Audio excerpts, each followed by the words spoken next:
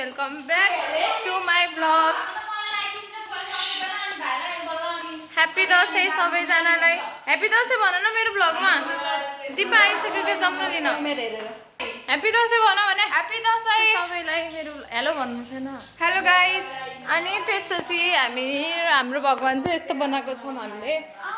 ओइ टिका अलिक साह्रो बनाउनु पर्छ हो।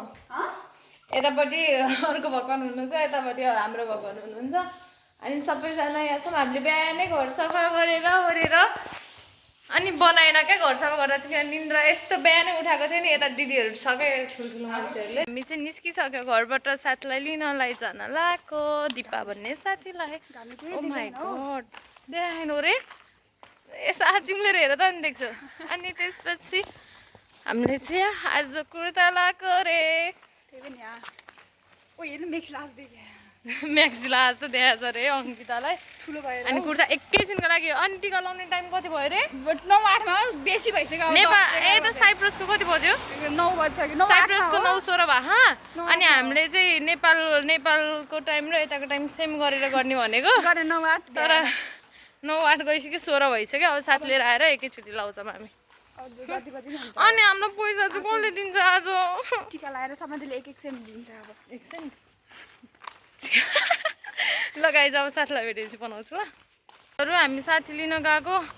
साथी त माइमल हामी काम गर्ने ठाउँसम्म पुगेछ। त्यो त लास्टै टाढा छ। फेरि हिँड्दै चाहिँ 35-40 मिनट्स लाग्छ। तर अब ऊ हरायो। अब फेरि ऊ त्यहाँबाट बसेर यहाँ आउँछ। अनि फेरि लिन जान्छौँ ल। बाई के भयो हाम्रो। ऊ साथी हरायो। साथी हरायो। पहिला सुरु चाहिँ त्यहाँ दिदीले लोकेसन भन्दै लोकेसन भन्दै हो। आम्मा हेर त एउटा चाहिँ अफ्रिकाबाट एउटा चाहिँ चाइनाबाट झऱ्या के हो कि कति हप्ता लगाएको। अब फेरि लिनलाई अनि कुर्ता लगाएर झ्याउ लाग्दो भनेर मैले चाहिँ लुगा फेरि सपना दिदी चाहिँ कुर्तामै हो। अनि मैले त खाना रोक्न पनि सकिनँ। खाँदै हिँडेको ऐना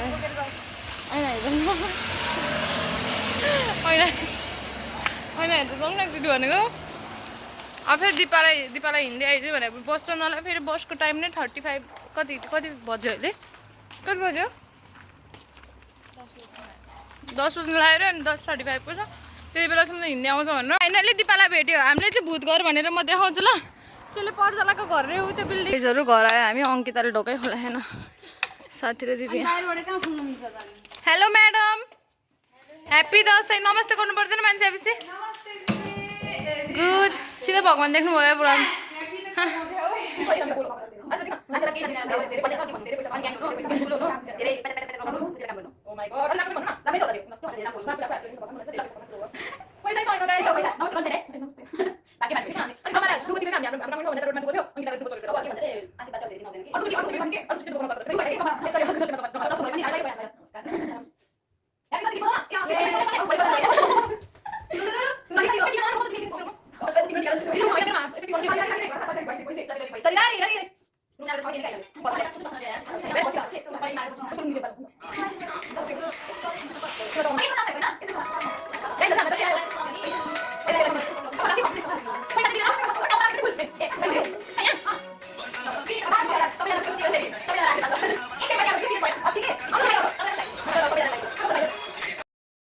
हाम्रो भाडा माझ्ने दिदी यता हुनुहुन्छ।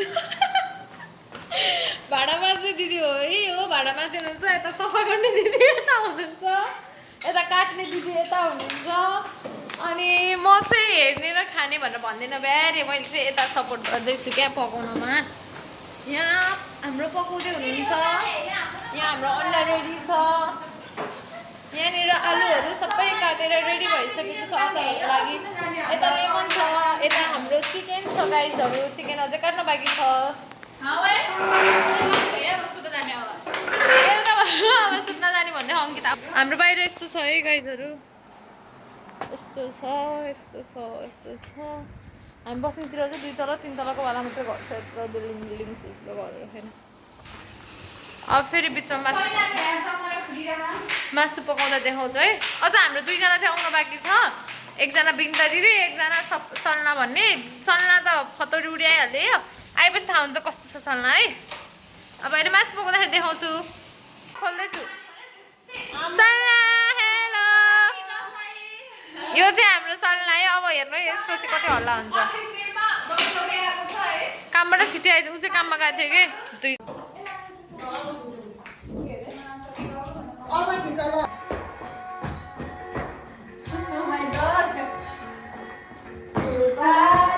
बिर्सेछौँ यता सलिना यता रुबिना यता बिन्ता दिदी यता दिपाले खाँदैछ गाइजहरू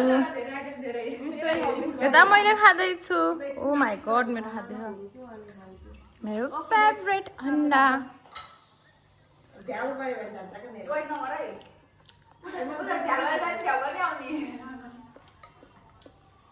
गाइजहरू अब त्यो दसैँ सक्यो टिकाको उसको छ सपना दिदीको छ अङ्किताको त कहाँ दिउँसो हरा होला सल्लाको टिका खा रुबिनाको छ बिन्ता दिदी ला टिकै लाइन बिन्ता दिदी तपाईँले लाउनुहुन्न किन ए ला जुठो परेर रहेछ दिदीको बुढाको रे अनि दिपाको चाहिँ छ मेरो नै छ